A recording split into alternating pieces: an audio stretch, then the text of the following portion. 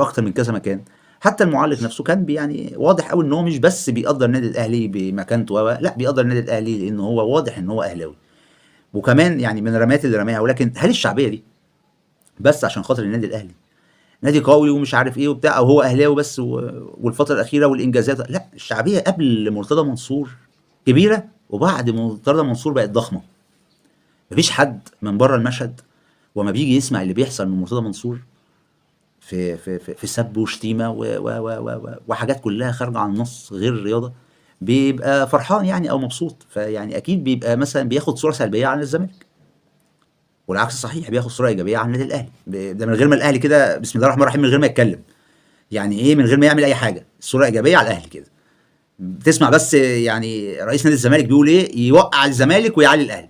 اما تبص على الناحيه الثانيه وتلاقي الانضباط، الهدوء، العقلانيه بتاع، فالحمد لله رب العالمين، دي بتزود الشعبيه اكتر يعني.